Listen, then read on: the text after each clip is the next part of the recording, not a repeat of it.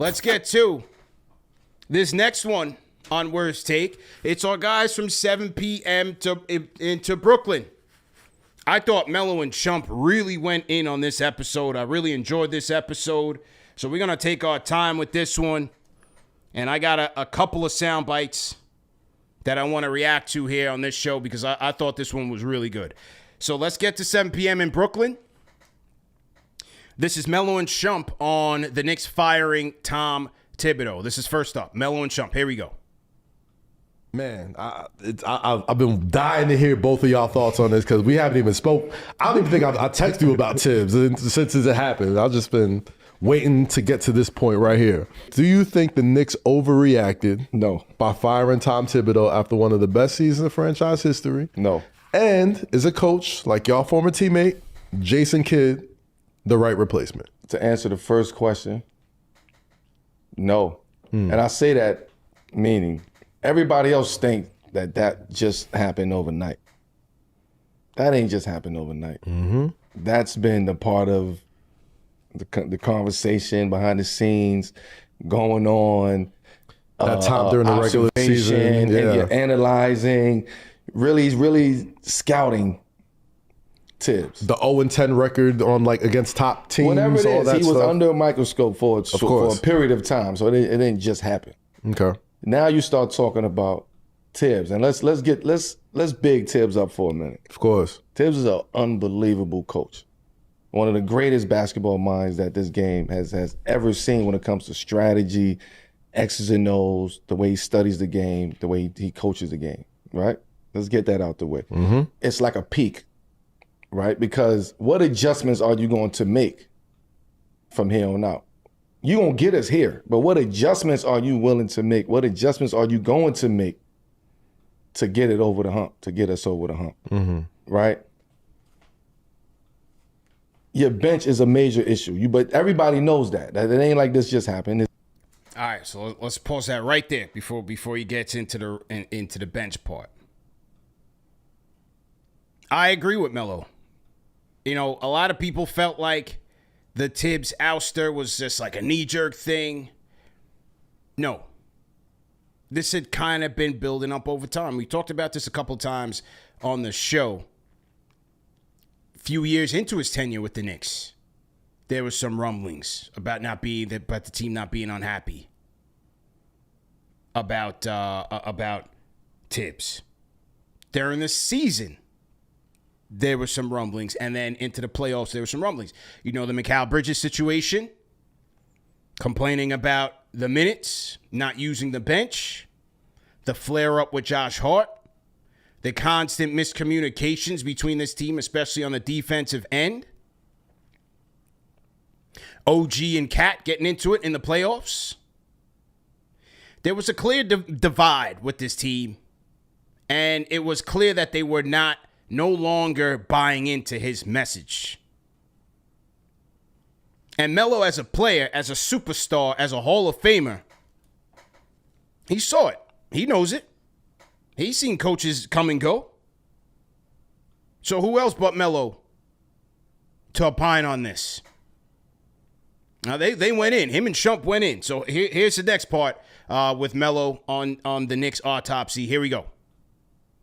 To get it over the hump, to get us over the hump, right? Your bench is a major issue, but everybody knows that. It ain't like this just happened. His bench has always been a major issue. He don't only play 6, 7 guys. He's a loyal guy. He's playing with who he's loyal to. The deeper you go on the run, the more loyal that he's getting to his folks. Yep. Let's be frank. The Knicks need a bench. Yeah, I agree. The Knicks need a bench, bro. Well, what do we think about that? The Knicks need a bench. He's right. He's right. Look, there was a big opinion this playoffs when they got ousted. When Tibbs ultimately expanded the bench, he sat down Payne, he went to Shamet, he went to Wright, and they had some bright spots. I was a big advocate for Wright before the playoffs even started, and Shamet. I said, these two guys got to start. You need Shamet's shooting potential. You need Wright's ability to defend. That led a lot of people to say, oh, we had a bench the whole time. We had a bench the whole time. Yes and no.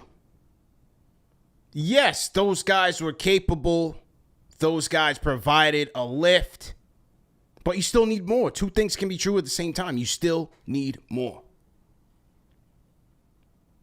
They need more. And that needs to be an emphasis in the offseason. Yes, those guys contributed. Deuce off the bench. But even Deuce had some moments where it's like, we need more punch. We need more firepower. We need defensive versatility. Is that Pacome Dadier next year? Is that another wing next year? Yes, certain guys contributed. But I still think they need a bit more off the bench. And I was having this conversation with one of my guys, and they were like, man, you're going so hard on campaign. You're going so hard on campaign. He's a vet minimum contract. What are you expecting? My response was this. We got to look at it like this. Especially if the Knicks don't use that taxpayer mid-level exception this year. The entire bench is damn near vet min contracts and rookie scale deals. Regardless of who you get and who they bring in, you're going to have to perform. You have no choice. This isn't like you got, your top 8 are good salary players, and then you have like the back 5 are rookie scale deals and vet mins that may or may not play that many minutes. No, you're going to need to be relying on guys to play big rotation minutes. The 7th, 8th, 9th, and 10th guy. And those could all be vet minimum guys or rookie scale guys. So the expectation has to be up there. That's why Cam had to sit. You got to sit down. Yeah, Deuce is great for the money. I get it. But this team's trying to win a championship, guys. Right? We're trying to win a championship. So even though your salary's low, you still have to outperform that. We're trying to get a ring. So that's my take on it. What do you guys think? The bench situation. Okay, this was another good segment here. Let's hear it. Here we go. I'll make the argument that he went to the bench too soon. Bro, I'm not saying that he don't have guys on the bench that can play. Yeah. Should guys play more? Yes, cool. But when you're trying to win, champ, it's a fine line. It's a fine line of adjustments that you have to make. And he just don't make those adjustments when it comes to what's the adjustments that you need to make. Right? He went with Cat and Mitchell Robinson at the 4-5, which was really, really good. Really, really good. But they don't work together. As far as they not working outside the court, outside the games on like what this could be between us and sit down and understanding, Mitch, when I come here, go. They not. I doubt if they doing that. On top of that, you talk about you can see that Tibbs being under a microscope all season. Since Mitch came back, they had all season to see how the Cat and Mitch lineups work that we never saw it during the regular season until like they had to go there. You go back to what? What you loyal to. And I'm loyal to my system and what I do and the style that I play. Mitch and Cat is a hell of a 4-5 on anybody's team. You just got to put them in position. So the reason why people saying Cat don't go to the basket enough or he's not attacking the rim is because he's going from half court to the rim. He's dribbling from the top of the key. That's a long run for a nigga who's 7 foot with a size, whatever shoe he wear. No, I'm not. Come on, you laughing at shit. I'm just saying it's a lot of work for you to get from the top of the key to the rim. Without you being bumped, without you taking major steps, it's a lot of work. So I'm not saying to cut that out. I'm saying add. Add on to your shit. You know you can shoot the tray, one of the greatest three-point shooting big men that this game has ever seen. Right? We know when you really want to, you can get down on the post and get to it. But that's what tweaks me out. You got to be consistent with wanting to be down there and get to it. That's the one thing that tweaks me out. That right there. I mean, Melo, he said a lot there. Number one, with the Cat and Mitch dynamic, he's absolutely right. They played well together. We should have seen more of that. Why didn't we see more of the Cat-Mitch tandem, even when Mitch was being brought back on the minutes restriction? Again, I don't know. Was that Tibbs trying to hold some cards for the playoffs. That was a little bit awkward and a little bit confusing to me because, again, why aren't you trying to utilize your best front court defender with your star front court big man from the offensive standpoint and make sure that they gain that chemistry? Their net rating together in the regular season was a 9.2. That was in 47 minutes played together. In the playoffs, that was a 4.4 with 165 minutes played together.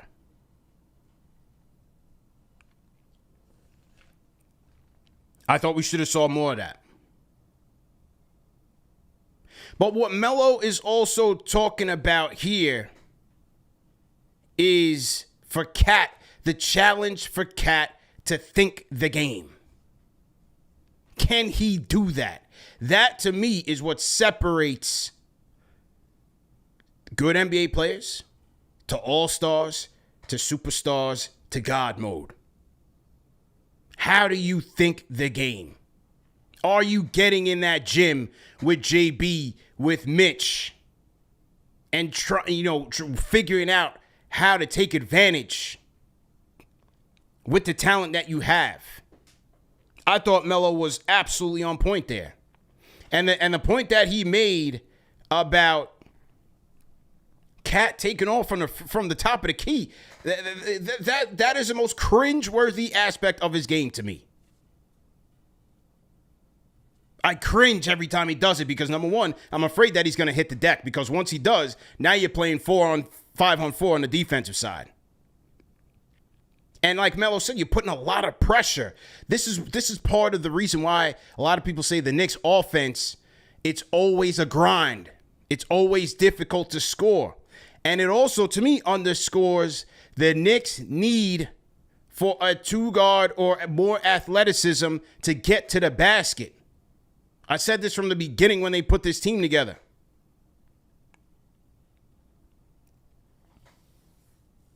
They have a struggle with that starting five, and it's not going to get any better even when you add Deuce in there because he doesn't have the separation skills. They've got to be able to get lucky to find a two-guard that can attack the basket, break down the opponent, attack the basket, and either play make or draw contact. There was too much. It was too hard for the Knicks sometimes in the half court if they're not hitting their jumpers. And that's why Towns had to be the guy to put the ball on the floor from the top of the key. So that was a little bit difficult, but well said by Melo. Absolutely well said. Okay, here's some more. 7 p.m. to Brooklyn. Here we go. Hot water doing this. I was about to say, when so- I said this on ESPN, Why am I in hot water? when I said this, the Knicks fans crucified me. I What? was a hater. That I want my two best players in the pick and roll at the end of the game? All right. So Why? So that goes to the question. Why? Was it a Tibbs overreaction? At what point does it stop being about Tibbs and be about like, yo, your star players got to go above that? Nah, and it know wasn't. I mean, maybe what's Tibbs happening? should have told them I think during we this. all overreacted because we lost, nigga. Like, it ain't, you know what I'm saying? Like, we lost. It ain't, Indiana came in and did what they supposed to do. Yeah. We did what we supposed to do in Boston, and we were supposed to take care of that in Indiana, but we didn't. I think we got tired. I think we got worn First down game. mentally. Yeah. I think the Tibbs shit was lingering in the background. Okay. I can see that. You can see the disconnect from the niggas on the team, on the benches. So and that argument on the bench, see all too? type of shit. There was some things- I ain't there even was talking about the some shit things. that the media is pointing out. I'm talking about shit that I see watching the game from my own point of Damn, view. boy, you got a special set of. I ain't seen none of that shit. It's a lot of shit. I saw a bunch of niggas trying to beat them. Man, I thought they was trying to beat Indy. You got These superpowers. conversations Yeah. is not just happening overnight. Now all of a sudden, Cat and this person not getting it. This been happening. He the new Woj, man. You don't know. I'm just saying. He I the watched new the game. Woj, man. Melo the new Woj. He's a different so- Woj, man. He Like, ain't I doing just- it. and I don't know none of Stay this. This is just mellow, man. my observation on what I see. That could be an accumulation of things that led up to us being No, for sure. mentally fatigued. I think Right. we were mentally and emotionally fatigued. So that was Melo on the postseason autopsy. I feel it, man. Especially after that game one loss to the Pacers. I didn't see how they were gonna rebound from that. That was hard. That was hard, man. Leaving the Garden that night We couldn't believe it. And then the game 2 situation, losing game 2 the way that they did, that was brutal, man. But again, he talked about the need for more chemistry and thinking of the game between Brunson and Towns. That has to be at the top of the next coach's priority list next year. There was not enough impact felt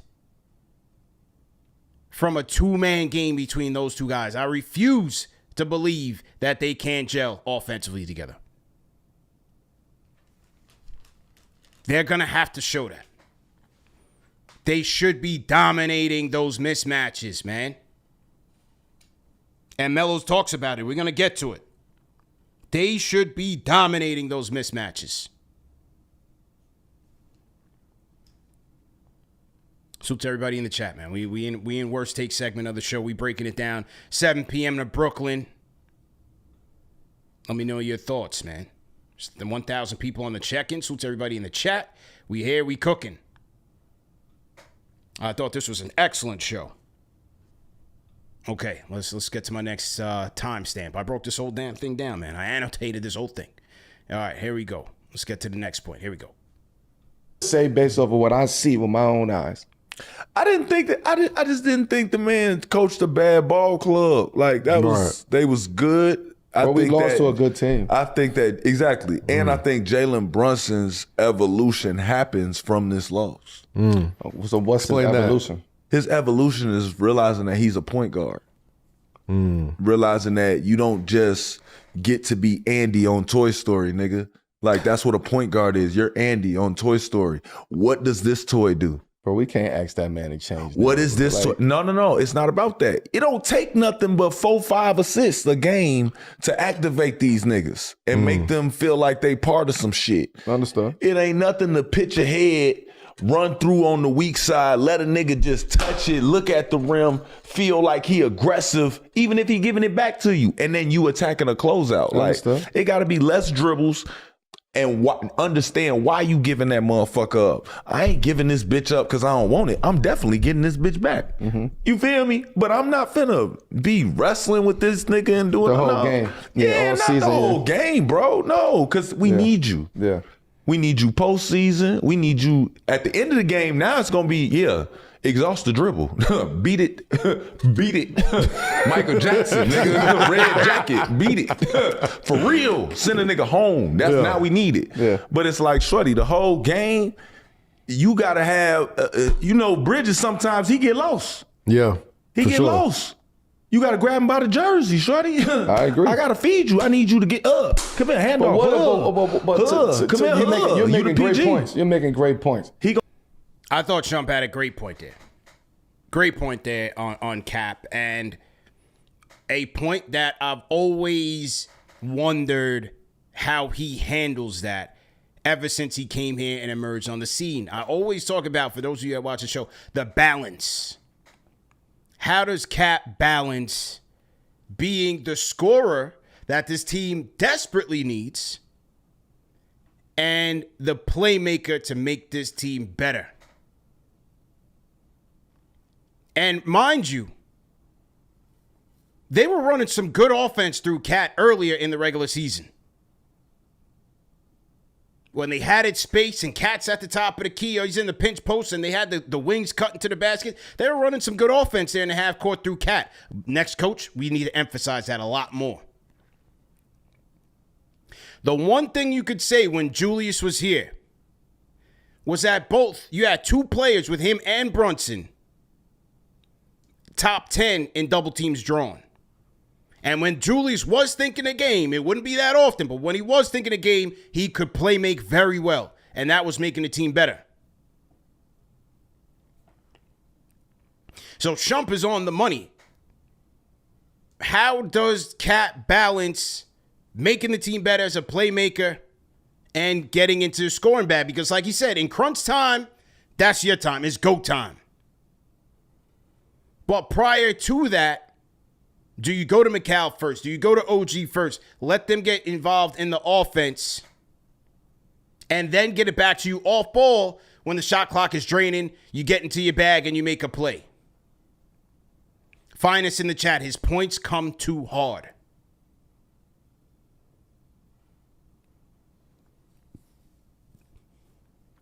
That's where we need more of a two-man game between Cat and Brunson, and that's where the next coach has to figure out how do you utilize Brunson to get the rest of the team involved and in a rhythm, all while understanding that he's still your go-to guy. That's the point that Shump was making. I thought that was an excellent point by Iman Shumpert. Okay, keep going. Here we go. You're going to be that What though are we next year. asking?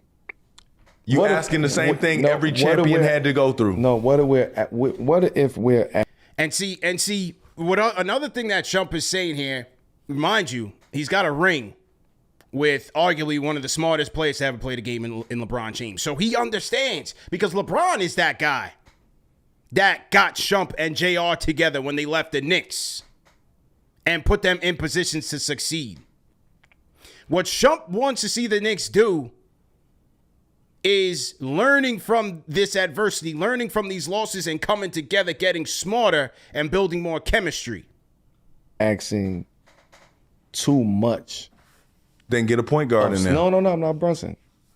Too much from somebody like a Mikal Bridges. And hear me out. Mikal Bridges is, to me, really good at a lot of different things, right? I think his mid-range, he has a really, really good mid-range game. You know what I mean? Like elite mid-range game. I would give him that in the game today, right? He plays a different type of way. He's not a give it go. He's not that. So you got to put him in certain situations, in certain offense, certain sets that a lot of times there's not any sets for Mikal Bridges other than the double pin down coming weak side, come off and getting middle and one dribble pull up. I don't think that we can put Mikal in those situations to run offenses through. No. I don't. What I'm saying that's is the evolution we of know Jalen. that. That's the evolution of Jalen. But I'm trying to get the understanding from the fan and the people who watching this right. is expecting somebody like Mikal Bridges to do ascend these to something. Yeah. right, to be this certain type see of the player, this picks, certain they see the style money, of player, and they're like, you got to do X, Y, Z. But it's But because it's like of he's the getting number paid. that you're getting. We really need to pay him to be just that. Yes. Exactly what he is. Yes. Don't graduate. Yes. Don't ever graduate. Stay in school. Use all your years of no, for real. stay where you I hear you. I don't have time for you to be a butterfly. Yeah, stay where you at. Huh. You need to be a caterpillar, cocoon if you have to, until we need you, type shit. What do you guys think about that? I'm not sure how I feel about that. On one hand, I do understand, Melo, like, are we asking too much of Mikal Bridges to be that guy and be a bona fide shot creator? On the other hand, I'm like, yeah, he has to be. Who else is you need shot creation talent on this team? And the thing is that he showed it in that first year with Brooklyn. Who was the coach that year? Jacques Vaughn? So somebody called Jacques Vaughn and asked him, how did you unlock Mikal Bridges that half a season when he got to you in Brooklyn? Because he went from, in that half year, let me pull this up for everybody to see here. He went from, if you look at his assist rate, his assisted on, which is his assisted rate, all makes, how often a player assisted on all their made shots. That half season in Phoenix, he went from 71%, the team making plays for him, to Brooklyn, 55%, damn near half. With the Knicks, 76%. And that half season of Brooklyn was one of the most efficient seasons we've ever seen. So I'm not so sure it's not there. The question is, how do we get it out of him? I think, is it the coach? Is it Jalen? What is necessary here to get that version of Mikal Bridges? I'm not saying he needs to score at an all-star superstar level, but I think the potential is still there. That season, and as I said, he was scoring on his own 50% of the time. Shot 38% from 3. 42 from the corner 3. 48% from all mid-range. 50 from the long mid. 47 from the short mid at a 54% effective field goal percentage. Jose says the system. Billy R says has to be the coach. Finest says he changed his shot. Oto says it's because they ran every play for him in Brooklyn. So that's what I'm saying. Is there a middle ground here? I'm not expecting him to necessarily be Pascal Siakam, but we need a little bit more.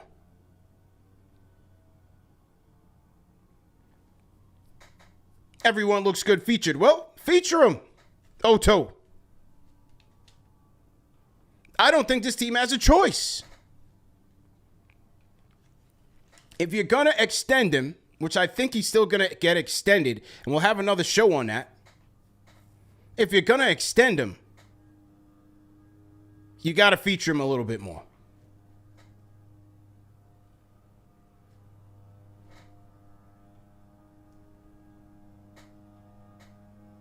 Let me know what you guys think. I think it's an interesting debate. Here we go. 7 p.m. from Brooklyn. Here we go. No bullshit. Just be a professional at it. All right, so let me ask y'all this, right? He's extension eligible this year. Extend them. He's one I of the. love it how they play together. Bro, we don't need much. What the fuck? You know, Yeah, family show. By the way, it is a family show. They went in on this show with Bello's going in, man. You can tell he's a passionate Knicks fan like all of us. Here we go. I'm going, Knicks right? don't sick of this shit. There's all Because this the Knicks Giannis don't talk, need this all KD this. Oh, we talk. need this and we Listen, need like, that. If KD or Giannis Bro, come come on, over man. here, if it happened for him, cool. Jalen Brunson this summer need to go really look at that film Yeah.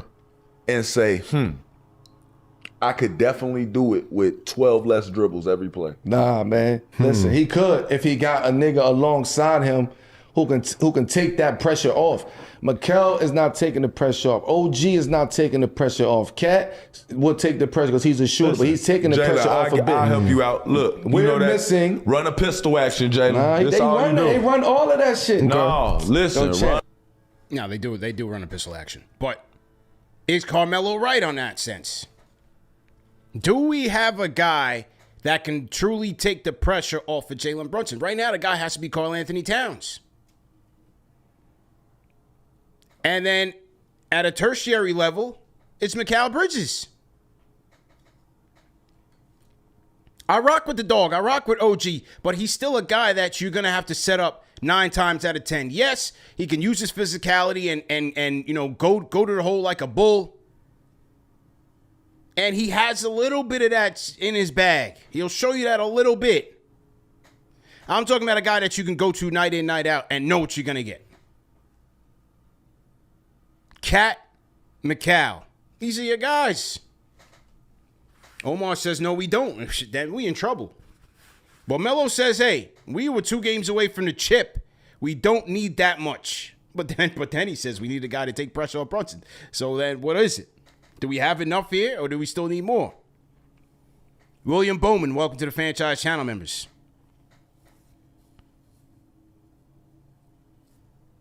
Interesting debate. William Bowman, salute to you. All right, here we go. Couple more. Are you guys still with me? Do we still have an audience?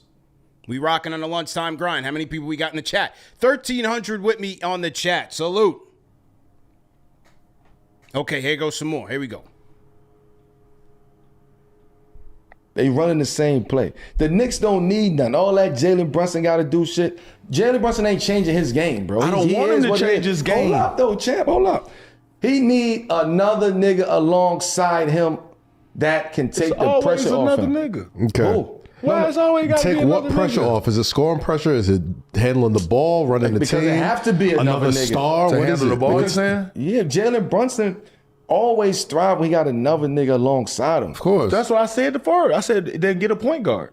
If you want him to stay like that, he can stay like that. It's not about a point guard. That is. Nah, he's a point guard. What the fuck are we talking about? You say he needs somebody to take the pressure off him. He's a Giannis point guard. doesn't take the pressure off He him? is a scoring point, dog. But he's a point guard, though. Like, Bro, he's a but Ty, real listen, true. this is He's why I a say real this. true point. Let's He got to just compare score what for the We're Knicks. saying that like Let's Brunson compare- averaged like 2 assists a game. He got like Bro, almost he's close a to real 8. point guard. Yeah, Like, like, he's a listen true point guard Listen that the Knicks need to score. If he don't score 40, the Knicks ain't winning. I get it, and I love that to death. No, but that don't get you nowhere. Is what all I'm I'm saying is throughout the game,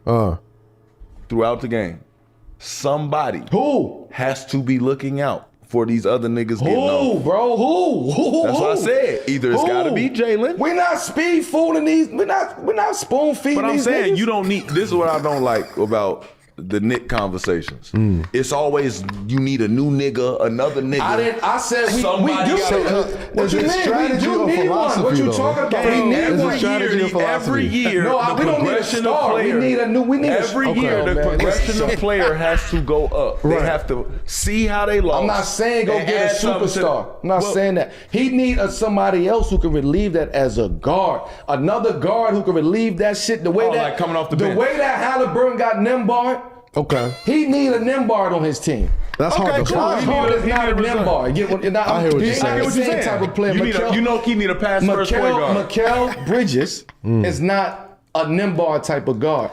OG is not a Nembhard type of nigga. So can I interest you in like a Kobe White type player? When like somebody who can create a little bit. Halliburton don't have it Like going Kobe on. White would kind of fit that mold. Drew Holiday. Absolutely. Drew Holiday would. You know what I mean? But Drew's a little less. He takes. Bro, I heard this already because I went through it to take the notes. Hearing this again, I'm still cracking up. Melo had me rolling in this one. And Ototo 7 hit the nail on the head. First off, who won that exchange between Melo and Shump? Because Ototo in the chat says Melo's looking at it from the Melo perspective. And that's how I heard it coming out. Melo said, we don't need nobody to spoon feed these dudes. That's because that's how Melo was. Give me the rock, and I'm scoring. That's my job. And get out the way. Shump is taking it from a guy who won a chip. He's looking at it because LeBron James got him activated. You need somebody to gather it up. And look, Melo's one of my favorite player of all time. There he is right there, right behind me. The picture of Melo right behind me next to John Starks and Dunk. That's my guy. I think Shump, I'm leaning towards Shump because this is all we have right now. It's Cap, you're the point guard, you're the captain. He bears the responsibility of getting these guys together along with the coach, yes. But as a player on the court, Cap has to get these guys activated. So Shump is looking at it like, this is what we need to get to a championship level. Melo's like, nah, get me Jason Kidd or somebody else in here because I got to just go score.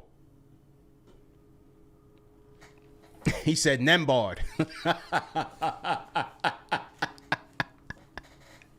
Yo, this show was great, man. This exchange was great. Where I agree with Melo for sure is that, like we said opening up the show, we got to figure out the two-guard situation, man. We do need another playmaking athletic two that can take the pressure off of Brunson. I don't know how they're going to get that, to be completely honest with you. I don't know. But Melo is right to that extent.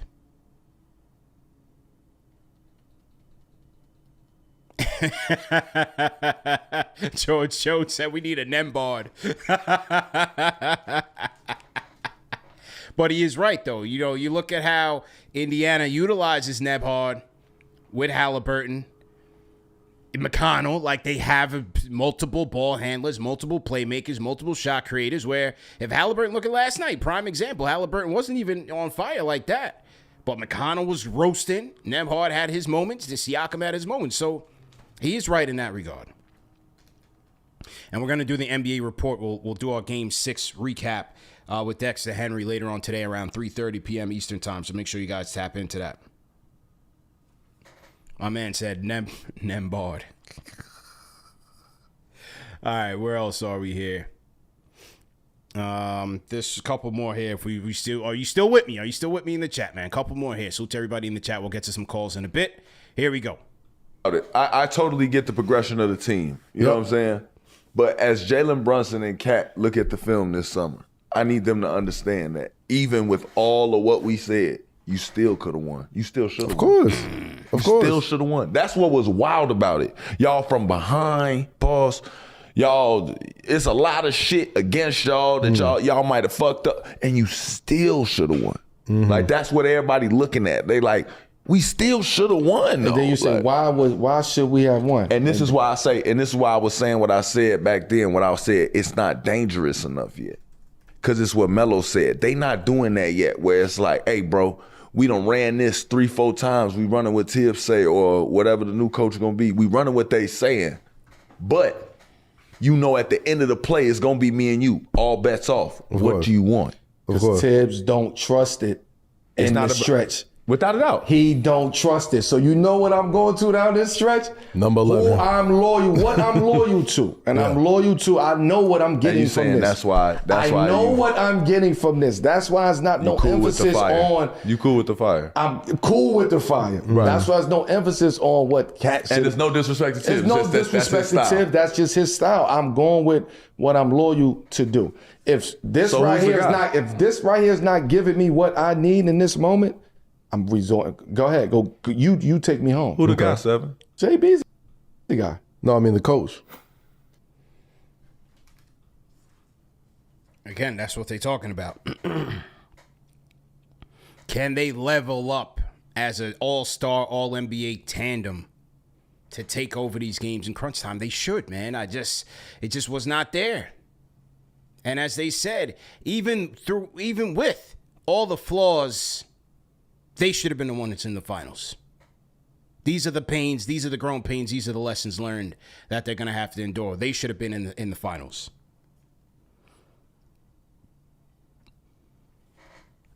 Chris Dada in the chat says, I've been telling y'all, go get Zach LaVine. I'm kind of coming around to that. I'm not going to lie to you, man. I'm kind of coming around to that, man. I mean, defensively, they'll be even worse, but damn. I don't know how they afford it. But, yeah. What do you guys think, man? I thought that was a great exchange, man. Jose, we need to get Shumpert Melo on the show. Yeah, we're working on it, man. We're definitely working on it. For sure. Deuce can be better than Nembhard. I don't know. I don't see that. I think Nembhard's a really good player. Deuce is good, but Nembhard's a really good player. All right, so that was that exchange. And then one more I wanted to get to. Salute to everybody in the chat once again. Hit that like button, hit the share button, subscribe to the channel. CP in the building. Hope everybody's having a good Friday. Hope you guys got your weekend plans lined up. Some of you guys might just be taking it easy, slow motion. Hey, whatever you're into, man. Okay. All right. This is last segment here that I wanted to get to. Here we go. I'll get to your calls after that. Here we go. Good. I'm going to tell you who's a good person for Cat On my to soul. watch. Who? His big homie, KG. Al Horford. Oh, Al Horford. On soul. Wow, yeah. Also, Like, when you talk about adding, again, it goes back to spin the block on IQ now. When it comes to IQ of the game, you should be looking at certain aspects of people's game and trying to implement it into your game, because right now, most people, the whole league know your game. Yep. Like, what are you going to come back with that's better, right, and add it on to your game? We done seen you add on the three. We done seen you raise your, extend and when you your, say extend add your on, distance. he mean like every game we're gonna see this. Yeah, add on, just in addition to But your I'm game. saying people be thinking like you adding on to your bag, like you got that, but we don't never see the shit. not It's like, effective, nah, yeah. like every game you're gonna see this. Yeah. You get what I'm saying? You're gonna deal with this. That's when you say somebody added that, like you come back the next year and Melo might be just it's overly 2 dribble pull-ups now. It's like, what the fuck? Why? What's with the obsession with? You know what I'm saying? But you know what I mean? Like, he done figured out. Yeah, he done figured out. Y'all sitting so hard on the 1 dribble pull-up that I'm gonna throw a little. And then now you just, your timing fucked up. Now y'all got to get used to that, and I can get to my 1 dribble pull-up. There you go. Because that's what I really wanted. There you go. But it's like, that's the ad. It's like counterpunching. It's like once you figure out the one joint. That's the IQ part of the game that. Honestly, I never thought of a guy like Al Horford for that, but he is a great because Al Horford does the same thing. But what Al Horford does, he know when to do it. He know when to trail. He know when to trail on the wing. And he know when to get corner. He understands spacing. He know when to duck in. You can't switch on Al Horford. He may not be the most athletic guy. You cannot switch on Al Horford because he would make you pay on that. He's gonna hit that shot every time. That's all I'm saying. I'm saying I'm not asking you to come back and just be this crazy player, added 16 different levels to your game. I'm saying be smarter about what you're starting to learn and add to your game. And that's all I meant for Jalen Brunson. No, indeed. Timing. He don't need to do nothing. Boy, you got it. You have it. All right, so let me. You got to know when to go duck in, when to. I know he got to establish switches. This is what kills me. He got to establish switches. Defensively. No. If a nigga switch on him and he don't punish the little guy on him. Oh, yeah. That's where Al Horford would punish you down there. You but can't switch that's also them. Y'all gotta throw that in there. It was a couple times they was like, it was taking too long. It's because he don't want to get down there is what I'm trying to say. But even if he has 17 feet, it's like soon as you see the little nigga just biting at his ankles. I want to throw it to you at 17 feet, bro. Nah, hell no. And you go dog walk him if you want. He too little. That's too much energy is what I'm trying to say. I get what you're saying. Efficiency. Efficiency. Right. Now let's get to angles and efficiency. Yeah, walking knowing when to pop, block, knowing when to go. Yeah. All right, so just to put the button on the combo, put the button on the. All right, I thought that was a great example. Again, the IQ. This is Melo talking here, not me, not you, not anybody else. This is Melo talking here. But this is always the question that I've had with Karl Anthony Towns. It's not a knock on him. Very talented player, best big man shooter. We could give him all of that, or the All-Stars, everything. Had an overall good year. He had a great year for the Knicks. We're talking about getting to the next level. The next level. And Melo's talking about all these things. You know, you have these guys talking about, oh, well, you know, when the wings are getting switched out on Karl Anthony Towns, they've got the lower center of gravity, so it's harder to back them down.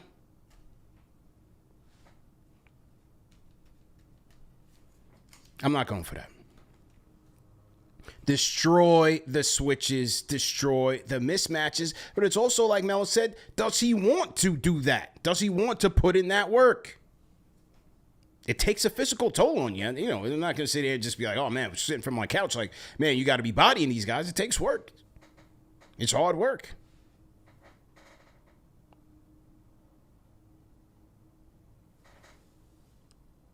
But Melo talked about it many times on this show. IQ. That is what is going to take these guys to championship caliber level. The gods have it. We'll see, man. We shall see. But, you know, with all that he mentioned with Al Horford, could the Knicks be potentially seeing this and make a run at Al Horford in the offseason if the Celtics choose not to re-sign him? What do you guys think? Would the Knicks even be an option for a guy like Al Horford? Is it Boston or bust? You know, Boston or retirement? Or does he come through, join his countrymen? I believe Al Horford is a CAA guy, if I'm not mistaken. Let's see, who's Al Horford's agent? Real GM says...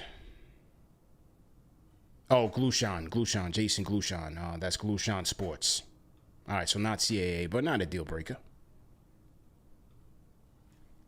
So, yeah, very interesting. I thought this was a great episode by Melo and Shump. Great exchanges. You guys let me know your thoughts.